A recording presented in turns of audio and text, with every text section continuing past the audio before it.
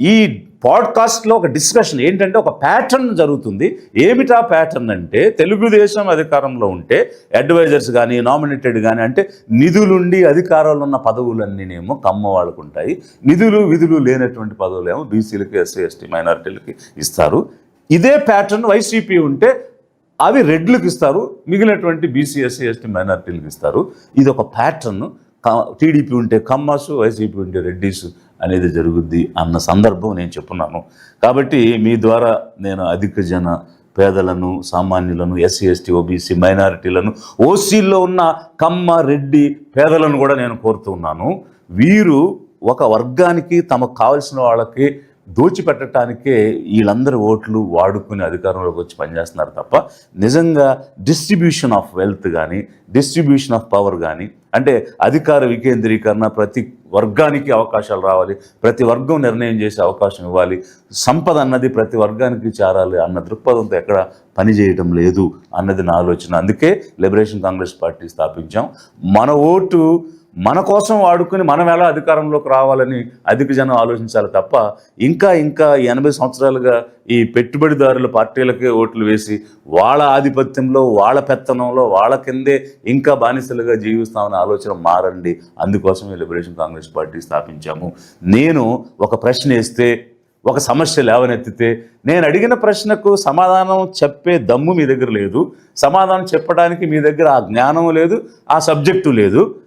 అలాగే ఏదైనా ఒక సమస్య గురించి మాట్లాడితే దాన్ని పరిష్కరించడానికి మీరు ప్రయత్నమూ చేయలేదు. కానీ ఏమంటారు అని అంటే జగన్ బ్యాచ్ అని అంటారు. అరే మాది ఒక political party, liberation Congress party అధ్యక్షుడిగా నేను మాట్లాడినప్పుడు నా పొలిటికల్ ఆలోచన విధానం ఏమిటి, మా పార్టీ సిద్ధాంతం ఏమిటని నేను మాట్లాడి దానికి అడిగితే దానికి మీరు సమాధానం చెప్పండి. మీరు సమాధానం చెప్పలేక మీ రెస్క్యూ కోసం, ఆసరా కోసం మీరు జగన్ను వాడుకుంటున్నారు. జగన్తో పనిచేయాలంటే ఆ పార్టీలో చేరతాం, కానీ మేము ఎందుకు స్వతంత్రంగా ఒక పార్టీ పెట్టుకుని ముందుకు వస్తాము? మేము ఒక స్వతంత్రమైన పార్టీ, ఒక సిద్ధాంతంతో వచ్చాం. అది కూడా పేదలు, అధిక జన సామాన్య పేదలు, ఎస్సీ ఎస్టీ ఓబీసీ మైనారిటీ ఓసీల్లో పేదలు అధికారంలోకి తీసుకురావాలని వచ్చాం. కాబట్టి మీకు చేతనైతే మేము అడిగిన దానికి సమాధానం చెప్పండి, మేము లేవనెత్తిన ప్రశ్నకు పరిష్కారం ఇవ్వండి. ఉదాహరణకి జయవర్ధన్ చౌదరికి సంబంధించిన సబ్జెక్టు నేను లేవనెత్తాను, ఫేక్ సర్టిఫికేట్స్ ఇచ్చారని చెప్పాను. దాని మీద డిస్ట్రిక్ట్ కలెక్టర్ గవర్నమెంట్కి రాశాడు, ఇట్లాంటి ఫేక్ సర్టిఫికేట్స్ వస్తే ఏ విధంగా క్యాన్సిల్ చేయాలి, మాకు గైడ్లైన్స్ ఇవ్వండి అని అడిగారు. అడిగితే ఈ ఈడబ్ల్యూఎస్ కోటాలో గైడ్లైన్స్ ఏమిటంటే ఎస్సీ ఎస్టీ క్యాస్ట్ సర్టిఫికేట్స్ ఎట్లా అయితే తప్పుగా ఉంటే క్యాన్సిల్ చేస్తామో అదే పద్ధతి ఫాలో అయ్యి ఇవి కూడా క్యాన్సిల్ చేయండి అని గవర్నమెంట్ మెమో ఇచ్చింది నేను మాట్లాడిన తర్వాత. సో ఇంతే కాకుండా ఇప్పుడు డిఎస్సిలో రిక్రూట్మెంట్ ఫైనల్ పాయింట్ ఇది జరిగినప్పుడు అనేక అవకతవకలని అనేక మంది మాట్లాడారు. ఇప్పుడు మీకు వైసీపీ వాళ్ళు మాట్లాడారని వాళ్ళ మీద కక్ష ఉంటే అది మీరు చూసుకోండి, కానీ మేము మాట్లాడేటువంటి సబ్జెక్టు ఒక లాజికల్గా నేను మాట్లాడుతున్నాను. ఇప్పుడు 2025లో ఈ జీవోల ద్వారా ఒక నోటిఫికేషన్ ఇచ్చారు. అప్పుడే స్పోర్ట్స్ కోటా కూడా ఎలా ఫిల్ చేస్తామనేది youth advancement, tourism and culture department కూడా ఇచ్చింది. నోటిఫికేషన్ ఇచ్చాక, గైడ్లైన్స్ ఇచ్చాక రిక్రూట్మెంట్ జరిగే సమయంలో మళ్ళీ మార్చాల్సిన సందర్భం ఏంటి?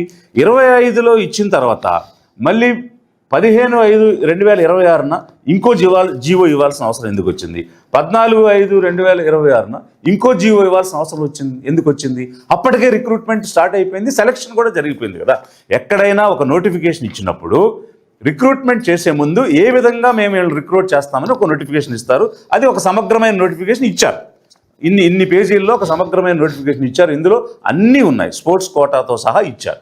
ఆ తర్వాత కొత్తగా కొన్ని స్పోర్ట్స్ యాక్టివిటీస్ ఎలా చేరుస్తారు, కొత్తగా గైడ్లైన్స్ ఎలా మారుస్తారు, ప్రాసెస్ ఆల్రెడీ ఇనిషియేట్ అయినాక ఎలా మారుస్తారు.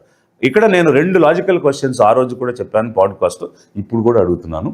రిక్రూట్మెంట్ ఆన్సెట్ అయిన తర్వాత, ప్రాసెస్ ఆన్సెట్ అయినాక గైడ్లైన్స్ మీరు ఎలా మారుస్తారు? ఏదైనా ఉంటే ముందు చెప్పాలి కదా.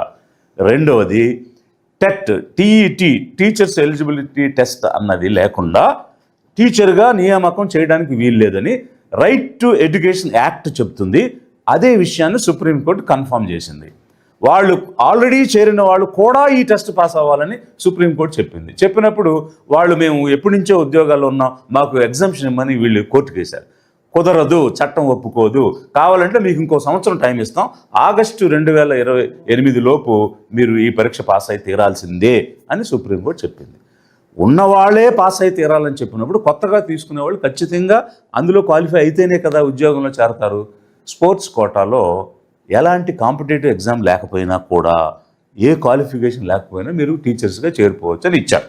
అగ్రీడ్, స్పోర్ట్స్ని ఎంకరేజ్ చేద్దామని ఇచ్చారు, మంచి ఉద్దేశం అని అనుకుందాం. కానీ టీచర్ ఎలిజిబిలిటీ టెస్ట్ అయితే పాస్ అయితే తీరాలిగా, దానికి ఎగ్జామ్షన్ లేదుగా. అది చట్టానికి పైన జీవోలు ఇవ్వగలమా? చట్టం మీద ఇచ్చిన జీవోలు నిలబడతాయా? నిలబడవు కదా. చట్టం పైన ఉంటుంది, దాని కింద జీవోలు ఉంటాయి. చట్ట పరిధిలో జీవోలు ఉండాలి కానీ జీవో పరిధిలో చట్టాలు ఉండవు కదా. అందుకే నేను చెప్తున్నాను, పీఈటీలు తప్ప స్పోర్ట్స్ కోటాలో మీరు ఇచ్చిన ఉద్యోగాలు ఏవి నిలబడవు. ఆ టీచర్లందరూ ఉద్యోగాలు కోల్పోతారు. వారికి టీఈటీ లేదు కాబట్టి, పీఈటీ అంటే ఫిజికల్ ఎడ్యుకేషన్ టీచర్ గురించి నేను చెప్తున్నా.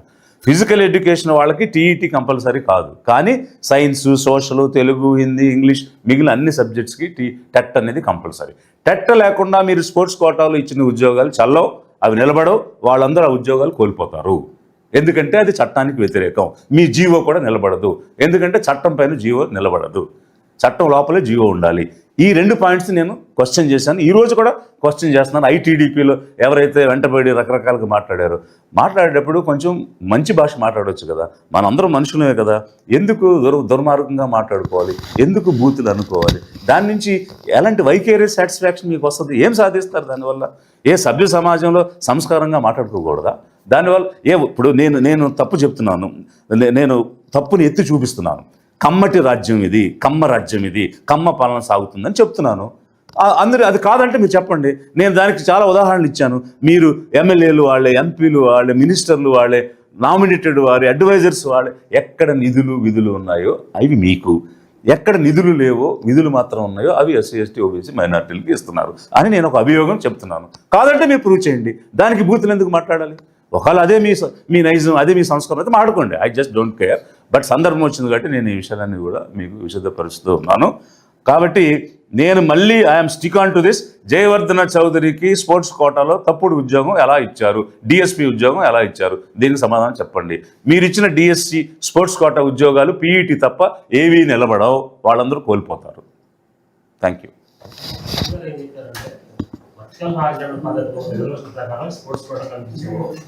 ప్రతిపక్షాలు వ్యతిరేకంగా ఆరోపణ చేస్తారని చెప్పారు. దీని మీద స్ట్రైట్గా వచ్చేస్తే ఇప్పుడు 3% స్పోర్ట్స్ కోటా తమిళ లేవనెత్తినటువంటి సమస్య.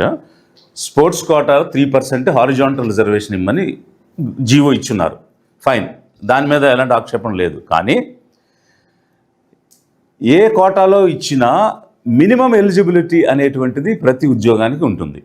అయితే ఇక్కడ స్పోర్ట్స్ కోటాలో అసలు కాంపిటేటివ్ ఎగ్జామ్ రాయకపోయినా కూడా మీకు ఉద్యోగం ఇస్తామని ఇచ్చారు. ఓకే, దాన్ని కూడా మనం ఆక్షేపించవద్దు. ఎందుకోసం అంటే మనం స్పోర్ట్స్ని ఎంకరేజ్ చేద్దామని ఇచ్చారు. కానీ చట్ట ప్రకారంగా కనీసంగా ఉండాల్సిన అర్హతలు అయితే ఉన్నాయి కదా, అవి లేకుండా ఉద్యోగం ఇస్తే నిలబడదు కదా. అనవసరంగా ఎవరెవరైతే క్యాండిడేట్స్ని మీరు పిలిచి వాళ్ళకి జాబ్స్ ఇచ్చారో వాళ్ళని సందిగ్ధంలో పడేశారు, మీరు అయోమయంలో పెట్టారు, అభద్రతలో పెట్టారు. ఇది తప్పు కదా. ప్రభుత్వం భద్రత కల్పించాలి కానీ అభద్రతలోకి జనాలను తీసుకురాకూడదు కదా. They have done wrong. ఆ జాబ్స్ నిలబడవు.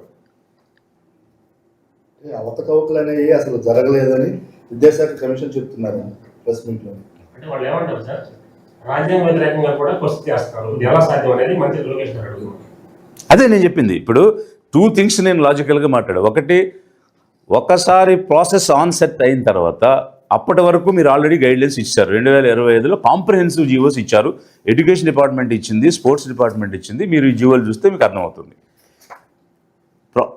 ఉద్యోగాల నియామకం జరుగుతున్న క్రమంలో కొత్త గైడ్లైన్స్ ఎలా తెస్తారు, కొత్త స్పోర్ట్స్ అండ్ అథ్లెటిక్స్ ఫీడ్స్ ఎట్లా జాయిన్ చేస్తారు. అప్పుడు 2012లోనే ఒక జీవో ఇచ్చున్నారు.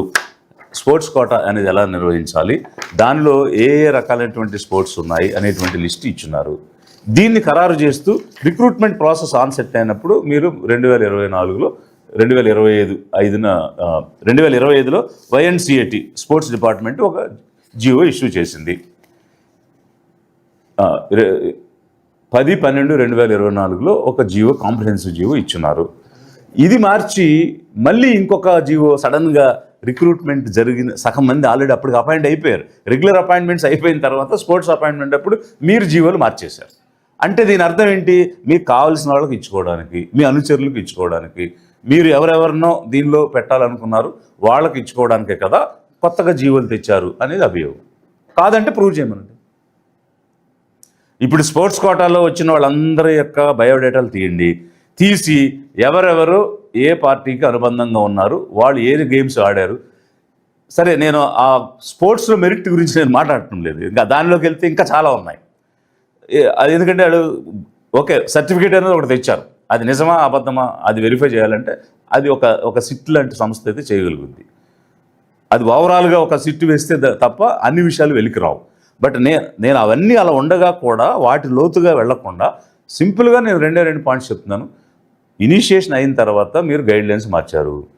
టెట్ అనే క్వాలిఫికేషన్ లేకుండా మీరు స్పోర్ట్స్లో పీఈటీ కాకుండా మిగిలిన ఉద్యోగాలు కూడా ఇచ్చారు. పీఈటీ వరకు చెల్లుద్ది, మిగిలిన చల్లవు. ఇది నా పాయింట్. చట్ట ప్రకారం ఇప్పుడు ఉద్యోగాలు కొనసాగించడానికి అర్హులా, అనర్హులా? అనర్హులు, అదే చెప్తున్నా, వాళ్ళ ఉద్యోగాలు పోతాయి. ఎస్, వీరికి ఎలాంటి ఆధారం నిరూపిస్తారు? ఆధారం ఏముందండి? సుప్రీంకోర్టు జడ్జిమెంట్ చెప్పింది కదా, ఆగస్టు 2028 లోపు ఆల్రెడీ ఉద్యోగాల్లో ఉన్నవాళ్ళు పాస్ అయి తీరాలని చెప్తుంది. కొత్తగా వచ్చే వాళ్ళందరికీ కంపల్సరీ అది చట్టం. నేను చెప్పడానికి ఏముంది అందులో? రైట్.